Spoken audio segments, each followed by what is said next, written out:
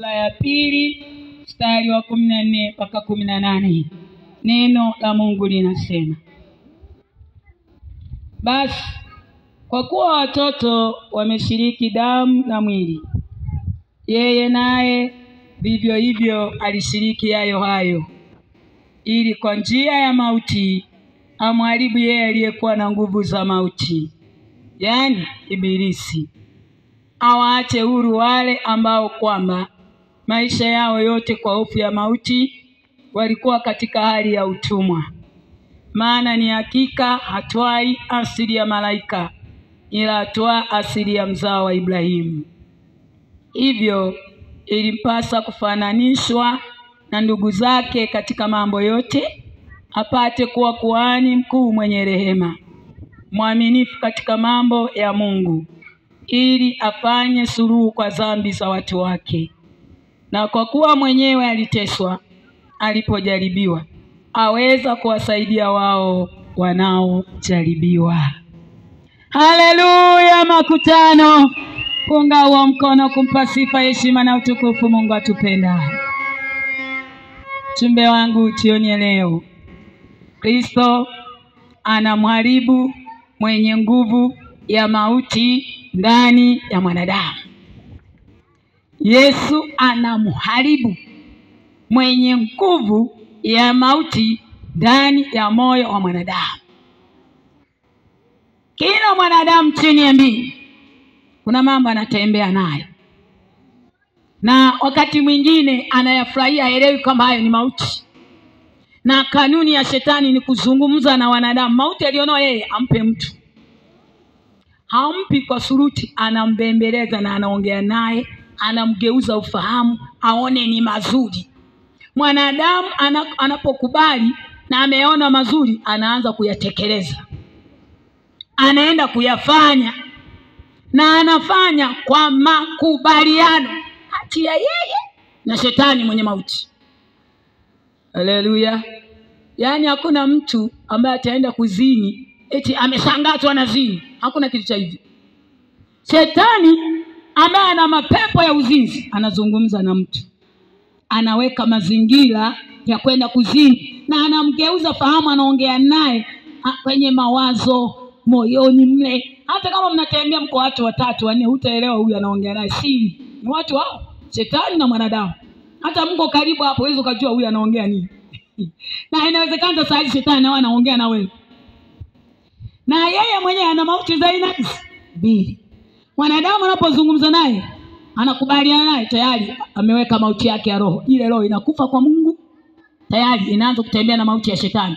Tamtuma kazini, kalewe, nasema na kiu mno, siwezi kulala hivi, ngoja nikaonje, nasikia kiu. Hata kama yuko kazini, atatoroka kazini au anaaga na kusema uongo akatimiza shetani anachomwambia. Ile mauti ya roho, afanye mambo ya shetani yanayomuua roho yake, asimuone Mungu milele. Hata kama ameelewana na hawala, ataenda. Hata kama ni mwalimu, anaacha kipindi, anasema mwalimu mkuu, nina emergency, nina tatizo, anatunga mambo ya uongo yule muongo baba huo, ili atimize ile mauti ya roho yake, na anaenda kufata hawala aliko mwenyewe, ngeje na miguu na fahamu, kwenda kutimiza mauti ya roho yake.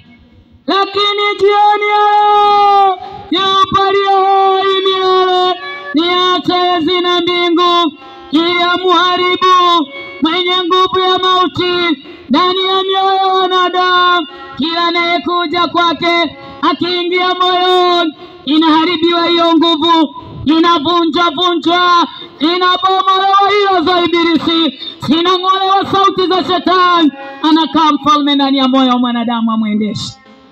Kwa Yesu kuna raha sana. Yaani yeye tu akiingia kwenye ule moyo, cha kwanza lazima mharibu mwenye nguvu ya mauti aliyekuwa anazungumza na wewe. Akiingia huyu mwanaume, utasikia sauti yake mwenye mauti. Kwisha. Na ana nguvu ya kushawishi na kumbadilisha mwanadamu mambo yaliyo kinyume na Mungu ayaone ndio mazuri. Amembadilisha fahamu, anatembea kichwa chini miguu juu. Hata kama mtu amemkosea, kumsamehe anaona vigumu mno. Tamsameheje? Yeye ndio mwenye makosa.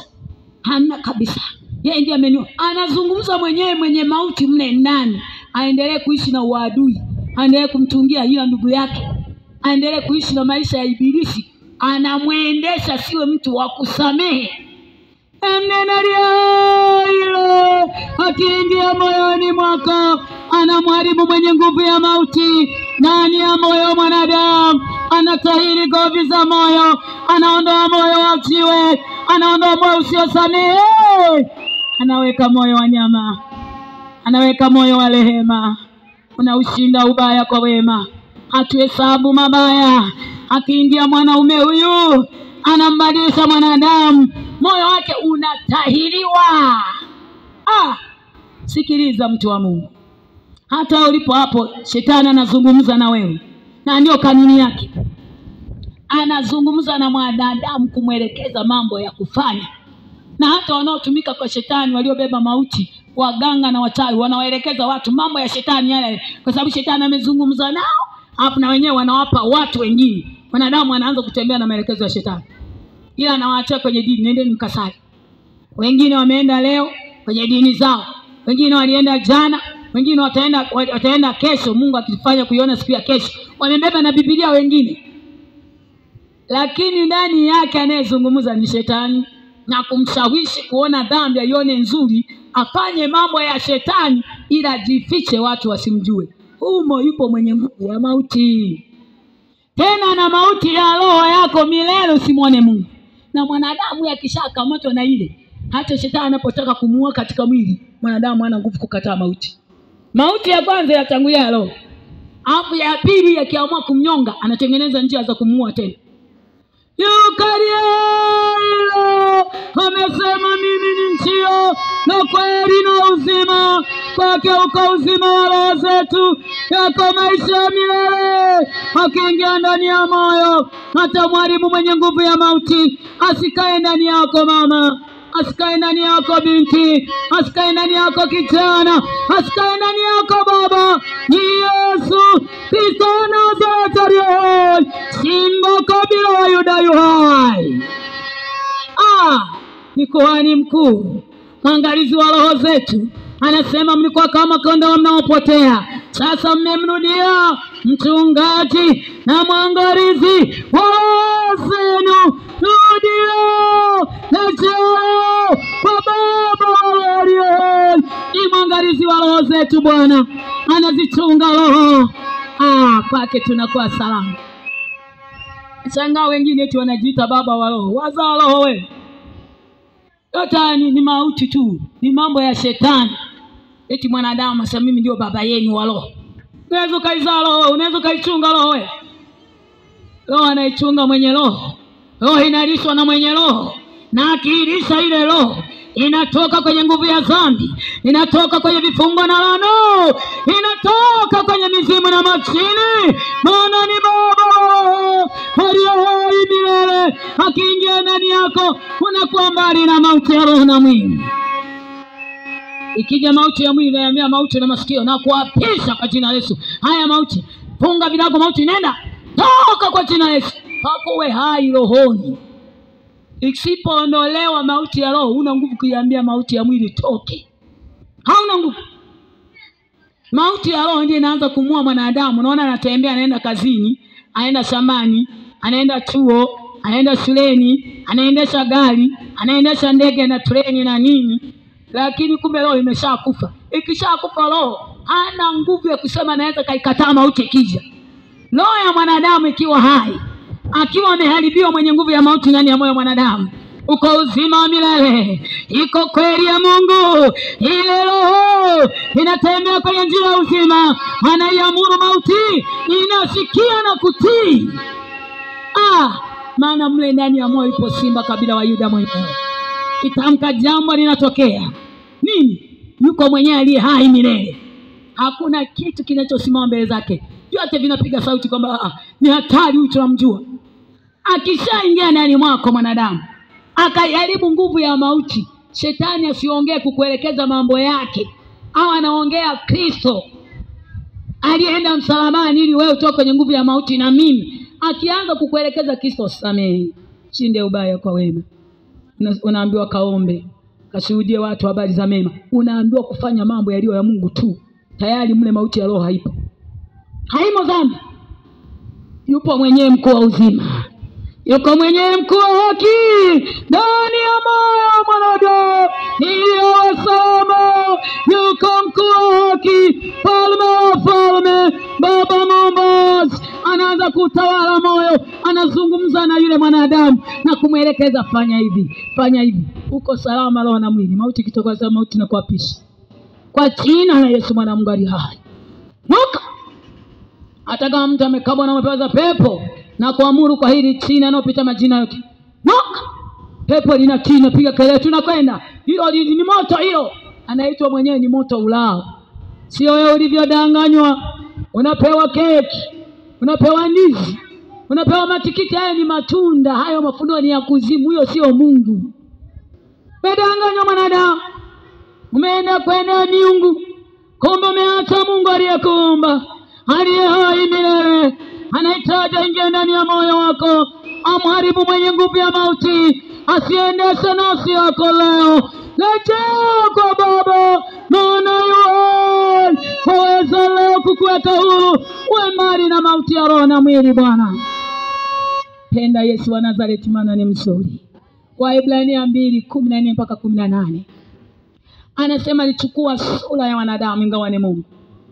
Kusudi lake alichoazimia moyoni ili aje amharibu mwenye nguvu ya mauti ndani ya mioyo ya wanadamu. Alikuwa ni Mungu, alikuwa roho, alivaa mwili akapita kwa Maria. Na wengine ndio wamekengeleka eti Maria mama yetu. Yule alitumika tu, pala alipita tu. Sawa na mimi nakuhubiri injili uanze kuniabudu mimi? Eti ninakuhubiri injili, una mapepo nitakuombea ufunguliwe. Mimi nimekuombea, anayetenda kazi ni Kristo. Unaniabudu mimi mwanadamu wa kufa? Nina sehemu ya kukuokoa mimi. Na nena Mwokozi aliye hai. Yeye ni salama yetu, yeye ni amani ya nafsi zetu, yeye ni furaha ya nafsi. Kwake tunatia nanga, maana uko uzima milele ni ndani ya Yesu mwana wa Mungu aliye hai. Alikuwa Mungu aliye roho, akavaa mwili kama mwanadamu, akajifananisha. Hakuzaliwa kama wewe na mimi. Na yule Maria alikuwa bikira safi, hana hatia, hana dhambi. Mungu hatumiki, hamtumii mtu mwovu, hamtumii mtu mwenye dhambi. Mwenye dhambi hata akisema Yesu mdomoni, huyo anatumika kwa Yesu mwingine na miungu yake. Mungu anamtumia mtu mtakatifu, na hapiti kwenye kitu kilichobeba unajisi. Ndio maana alipita kwa Maria, alikuwa ni bikira safi, ametumbiwa na Yusufu, hajui mme, sio malaya kama wewe, ni mtakatifu. Mungu akasema nitapita kwa huyu ili niende nikaokoe watu wangu watoke kwenye nguvu ya mauti ya roho na mwili, waweko huru mbali na dhambi, afanye suluhu ya dhambi kwa watu wake aliyowaumba mwenyewe. Maana alisema na tufanye mtu kwa sura yetu na kwa mfano wetu. Uko neema jioni ya leo, yu hai mfalme wa falme, aweza kukuokoa ukawa mbali na maonezi ya ibilisi. Ni Mungu mtakatifu aliamua apite kwa mwanadamu. Sasa wengine kwenye dini kule alikopita Yesu aje waokoe wao na dhambi, wenyewe ndio wanamwita eti yule ni mama yao. Pole, na bado unalewa, bado unazini. Tena wanasema mama yetu tuombee. Hivi wewe, mimi nimekuombea, umefunguliwa, unitukuze mimi kweli? Hapo tena sio kwamba namtukuza yuko hai, aliyekufa. Mtu aliye hai na aliyekufa wana uhusiano? Eti ni sawa na unaenda kwenye kaburi la babu itakuone, akuone aliyekufa kweli? Yukariashinda kifo na mauti, yu hai milele. Mauti iliachia ilimwogopa, maana ni mfalme, ni baba wa roho, ni muumbaji. Alishuka kuzimu akanyang'anya funguo. Yu hai anaokoa na kuponya leo. Ni maamuzi moyoni, kuchukua hatua moyoni. Toka kwenye hayo mazungumzo ya mauti ndani mwako. Shetani anaongea na watu kama na vitu vizuri, kumbe anampa mauti. Hata kama mtu anachukua rushwa, shetani atampangia zile hela za rushwa. Ukichukua hii rushwa utafanya hivi. iba sana, fanya na ufisadi. Uzeeni wako ukistafu utakuwa umewekeza. Mwanadamu anafurahi yale maneno, anaona kama amefika sehemu ya kuiba sana, anajaza hela benki, anaweka kwenye mikopo, anafanya biashara na benki, anazalisha kila siku, hata kwa siku anaweza kuzalisha milioni. Amejaza mamilioni benki. Sikiliza mwanadamu, haya mamilioni hayana wokovu, wala sio salama ya nafsi yako. Haukuja na kitu toka tumboni mwa mama yako, wala hautatoka na kitu. Huo ni udanganyifu wa ibilisi, na neno hilo haweza kukuokoa ukawa salama. Bwana tawa na kuridhika ni faida. Hatukuja na kitu duniani, wala tutoka na kitu. Hela zizo najisi atupokee. Akinjawi mwanaume fisadi utakataa, mwisho kakataa, unalizika. Kwanza unaufahamu maana yuko Mungu mle, kwamba ukuja na kitu utatoka na kitu. Uwe na hela halali. Hela haramu ambazo kufanya uishi na mauti, na siku kiondoka unaondoka na furushi zile hela umeziacha, magorofa umeacha, hela benki umeacha. Hapo unajiuliza mwanadamu, hivi mwanadamu kiburi kimefika wapi? Yuko kazini anapanga mambo ya uzeeni aibe, eti akizeeka awe na mafao na awe amewekeza. Unadhani uzeeni wake? Unadhani miaka ya mbele ni yako? Kumbe umajani ukama kiburi umefugwa mwanadamu. Heri ungerudi leo kwa Bwana wa mabwana, amuharibu mwenye nguvu ya mauti ndani ya moyo wako ili uwe salama. Kuiba sio usalama, hiyo ni mauti ya roho wako. Unatembea na sauti za mwenye mauti, na anazungumza. Shetani anawapangia, anawaplania mambo. Hata mabinti na vijana anazungumza nao kwa habari ya dhambi. Wanalala usiku kucha, wako kwenye dhambi, dhambi zinaongea ndani mwao. Wakati mwingine wanacheka, wanachati, kumbe anajinyonga. Haelewi, kumbe anajua mwenyewe, maana amepatana na mauti. Mauti inazungumza ndani yake, na ufahamu umefungwa. Unadhani ndio uko salama. Salama yako mwanadamu ni Yesu mwana wa Mungu aliye hai moyoni. Aingie jioni ya leo, avunje mwenye nguvu ya mauti ndani yako. Yesu mtambwa. Hata wachawi hawalalagi usiku kucha mkuzungumza na mapepo ya uchawi, kuwatendea hila wengine. Hata mchana amefyodoa hivi macho kwenye mazala tu, anaongea na mauti. Utaongea na mauti mpaka lini hayo maisha? Na akiambia mtaza mimi silogi, haya naongea humo si mapepo haya ya uchawi. Utajificha kwa Mungu aliyekuumba wewe? Waweza kujificha kwa mfalme? Amesema pumzi ya mwanadamu inapeleka mambo yaliyoko ndani, ripoti zinapelekwa kwake. Ni taa ya Mungu pumzi. Hakuna mwanadamu ambaye hapumui. Mungu kumbe ameweka pumzi kwa wanadamu, ndio taa yake ya kupeleza mambo, taarifa zote. Wewe unaongea na shetani humo, unadhani hakuna taarifa zote zinaenda kwa Muumbaji, na anazo taarifa zako zote. Na siku ukiondoka, roho yako inaenda na taarifa zako zote, zimetunzwa. Tubu leo, okoka leo, geuka leo, ingia kwa Yesu leo, amharibu mwenye nguvu ya mauti huyu anayetenda kazi ndani mwako. Ripoti zote kamera zinachukua. Ndio maana kitengana mtu mwili nao, yeye anaenda na lile furushi. Matendo yake yote, hata kama alifanya usiku saa 9 kwenye vikao, mimi natoa hoja hii, na zile hoja zake zote ameenda nazo. Utapona wapi mwanadamu na moto wa milele? Na injili unaisikia ikole, amesema naisikia sana, tapigwa sana na moto taongezwa. Maana ulisikia uko umetaongezeka. Heri ukitubu kurejea, maana mlango wa neema ungalipo jioni ya leo. Tubu mama, tubu baba, tubu kijana, yafutwe yote uliyotenda kinyume na kweli. Rehema za Mungu anasamehe hata kama umeua watu wengi, umefanya ufisadi, umeiba sana. Ukija kwake toba ya kweli inafuta yote ya makosa, unaanza ukurasa mpya.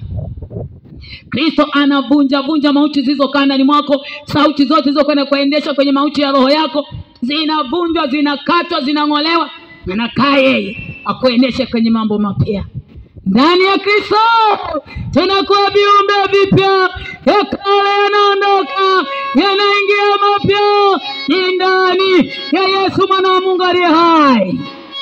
yale mawazo ya zambi yale ya kutungia hila wengine, kitiodoa macho umeshaloga, yanaondolewa yote kishakubali kweli moyoni ambao ni Kristo. Maana alikuwa Mungu akachukua sura ya mwanadamu ili amtafute mwanadamu aliyeonewa na mauti, aiharibu mauti ndani ya mwanadamu anayemkubali yeye. Shida unapokataa kumkubali Yesu.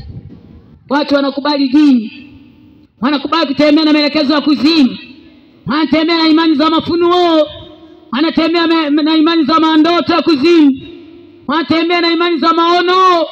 Hata Mungu amemkana. Mako kwenye mtandao wa kuzimu siokoa. Na nena lio aliota enzi na mbingu, mwanadamu okolewe. Akiingia ndani ya moyo anamharibu mwenye nguvu ya mauti Bwana. Ndani yake tunakuwa salama roho na mwili. Anasema alikuwa ni Mungu akachukua mwili wa mwanadamu. Unajua huu mwili ni mchafu sana. Huu mwili ni udongo. Ndio maana sema alifinyanga mwanadamu kwa udongo. Usiulize udongo wa aina gani. Wote udongo ameufanya mwenyewe, na anajua udongo aliokutengeneza wewe na mimi. Ni yeye mwenyewe muumbaji.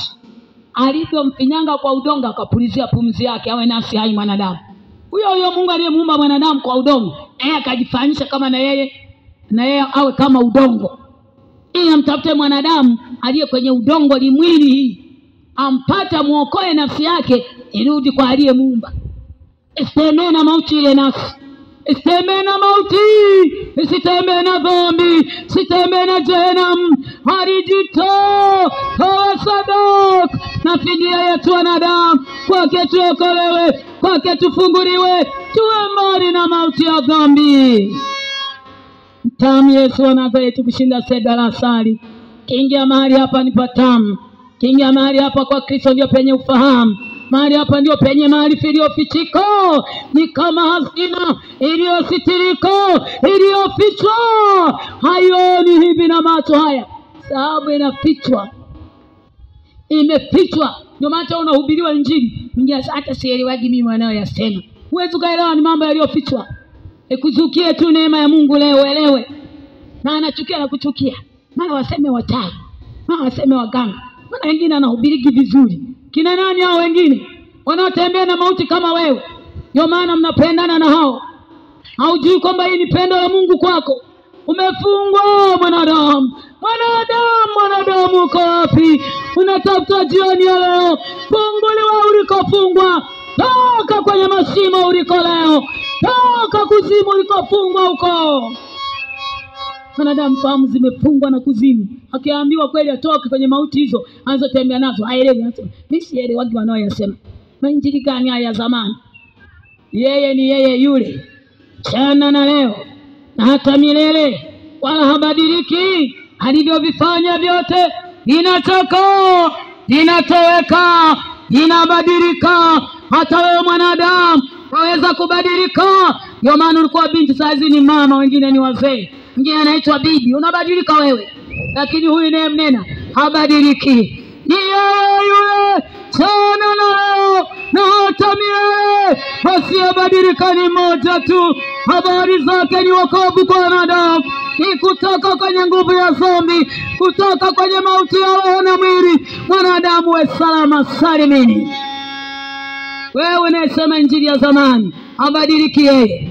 Aliyehubiriwa zamani alikuwa anaponya na kuokoa, na leo yupo. Uliyebadilika ni wewe. Wamemwacha Mungu wa kweli, wameingia kwenye miungu ya dunia. Pokea gari, pokea mke. Apokee mke yupi na mahala nane huyu? Mke yupi? Apokee mke kutoka kwa nani? Pokea Yesu moyoni, haribu nguvu ya mauti. Pokea Yesu mwanadamu aliye hai, aliyevaa mwili kama mwanadamu, ingawa ni Mungu. Alinyenyekea viwango vikubwa. Wewe Mungu aliyeumba vyote, ana mwanadamu amemuumba, hapo akavaa mwili kama mwanadamu. Yeye mwenyewe ndiye alichukua udongo akamfinyanga mwana, akajifanyisha kama na yeye ni udongo. Wakati yeye ni mtakatifu, ni Mungu wa mbinguni.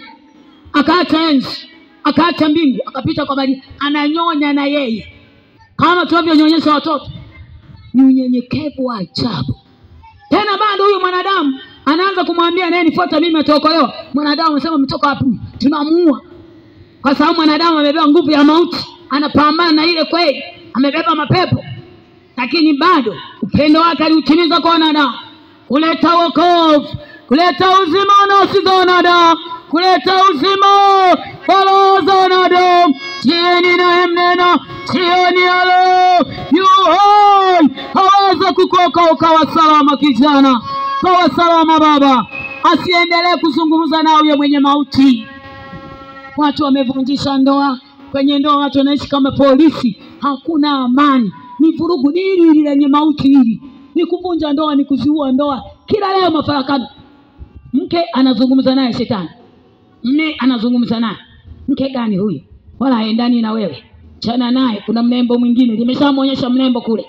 Na mwanaume naye hivyo na mke naye, mme gani huyu, hana shepu na wewe, unaoneje huko hapo wengine, achana naye. Wanaishi mle, kila mmoja anazungumza, shetani anazungumza na mbebe mauti, ili wavunje ule mji, huyu akawe mzinzi, huyu akawe mzinzi. Ndio maisha ulionayo. Mmebadilisha wanawake kama nguo, mmebadilisha wanaume kama nguo, umalaya wako, na anayekuendesha kwenye hayo ni shetani mwenye nguvu ya mauti. Kila katoto kana mama, wengine tajui baba zake, akimuuliza hata hana aibu. Unaniuliza nini? Si nimekulea. Umalaya ulionao sema. Anaambiwa tubu tena, na mimi nasali. Mungu anataka kusali au haribiwe nguvu ya mauti ndani mwako? Aharibiwe shetani. Urudi kwa Mungu aliyekuumba. Wacha njia mbaya, wacha umalaya. Yaani wengine toka amezaliwa kwa mama yake jamani, mpaka ameanza mvi kama mimi hivi, hajawahi olewa, ila na watoto. Uliwapata wapi? Yaanza kuishi mume na mke, hajawahi. Mpaka lini umalaya wa hivyo? Na nililana na watoto hivyo. Ni nguvu, ni mtandao kuzimu. Tena linaongea naye, kwani shida gani? Si umezaa watoto, jikalie ili uwe huru. Wewe poromoka, wewe una huru gani? Kukaa ndani ya Yesu Kristo mwana wa Mungu aliye hai, tunawekwa huru, mbali na dhambi, mbali na laana, mbali na mizimu. Ni kukaa ndani ya Yesu Kristo mwana wa Mungu aliye hai. Ile agizo lake tukikaa nalo ndio tumewekwa huru. Tumewekwa huru. Wewe malaya, huru nani amekupa? Saa hizo unaongea na mauti. Wamefikia hatua saa hizo wameacha kuzaazaa, wanaweka masindano, sijui na majira gani. Mmepewa elimu na dunia, lakini iko ole. Maana hayo unayotembea nayo, tusipozaa na kubeba mimba, uzinzi nao ni malaya tu. Usipotubu na kugeuka, iko jehanamu. Amesema kila goti litapigwa mbele za mwana wa Adamu, na kila ulimi utapa kwamba yeye ni Bwana. Hawataki mpango wa Mungu saa hizi. Wakuta wanaolewa, walioolewa na ambao hawajaolewa. Ambao hawajaolewa wanasema kuolewa kwenye ni jela. Mambo gani ya kuolewa? Kwa single maza. Kwanza mtu anakuwa huru. Sio ni mtu kila wakati ni kuipelekea maji bafuni, unanyenyekea kama Mungu, mara ulitengea chakula. Mapepo yamejaa. Pepo zimesheheni. Shetani anaongea nao mpaka wanaharibu na ndoa za wengine. Ukiwakuta wako 4 5 wa mama, magete ipo huko. Mahubiri wanaopeana nayo ni unajisi, ni uchafu, ni mauti. Mungu alisema si vema mtu yabaki peke yake, tuishi mme na mke. Leo amegeuza shetani, kwa sababu anazungumza na wewe, unaambia na wengine kuolewa ni jela. Kwa tuzini kama wewe. Maya tubu, maya kazi mbovu, maya na wasimbe, toka tubu, acha umalaya. Acha kazi mbovu hizo. Acha hizo kazi mbovu. Miji imekuwa vurugu. Wenyewe wanahubiri hai. Single maza. Naweza nikarudi siku 3 siulizi na mtu. Ulikuwa wapi siku 3 kama sio malaya wewe? Eti mtu atakawe huru. Uwe huru na dhambi. Dhambi inamweka mtu huru, si mtumwa wewe. Mtu anayekuwa huru ni yule ambaye amewekwa mbali na dhambi. Lakini wenyewe wamegeuza kweli, wameiweka uongo kwa sababu wanaishi na mauti. Hata nirudi saa 6 sifuatiliwi. Kwamba ulikuwa wapi unarudi saa hizi? Hautaki kufuatiliwa. Yuko aliyekuumba atakufuatilia. Maana una siku chache za kuishi kama mgeni juu ya uso wa nchi. Yuko anayefuatilia wanadamu, anaitwa Baba. Kila nafsi ataifuatilia, na kila nafsi itasimama kwenye hukumu. Sidanganye. Ufuatiliwe unani? Ufuatiliwe unani? Umewekwa kiburi cha uzima, kwa sababu mauti zinaongea ndani mwao. Wamejaa maneno ya ibilisi, yamejaa mne. Shetani anazungumza nao. Kwa unakuta yule ambaye ameolewa hana Mungu. Anasimila kweli. Tunateswa mama kwenye ndoa. Tayari amepangiwa. Na mimi kwa kweli nije niende nikapumzike nyumbani. Anaanza kunua maveki na chalulu. Wacha wapi malaya wewe? Sio uliolewa ukaondoka kwenu. Mwanzisha serikali wacha wapi? Ni yale mahubiri ya ibilisi.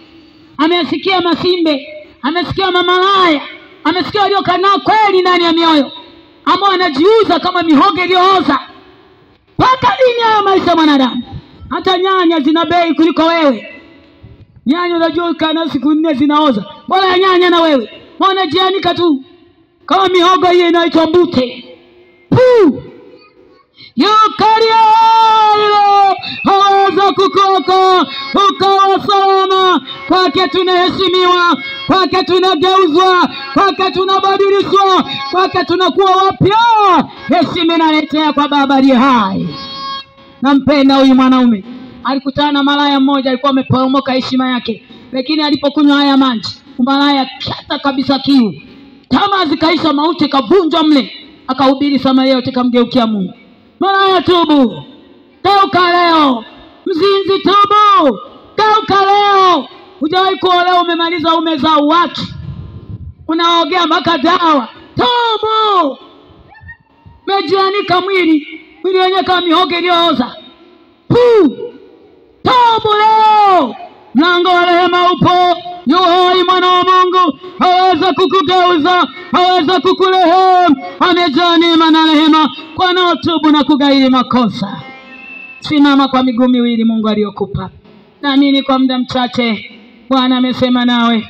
Aliyejitoa we sadaka kwa kusudi moja tu, ili afanye suluhu ya dhambi juu ya watu wake. Aweza kufanya suluhu juu ya dhambi inaongea ndani mwako. Aweza kufanya suluhu juu ya mauti inayozungumza ndani mwako. Akakuokoa kabisa, kuivunja na kuiharibu mauti ndani ya moyo wako jioni ya leo. Sogea karibu na jukwaa. Nakutana mko hapa. Lakini kama uko mbali, mahali ulipoweza kusimama kumheshimu Mungu, fumba macho yako.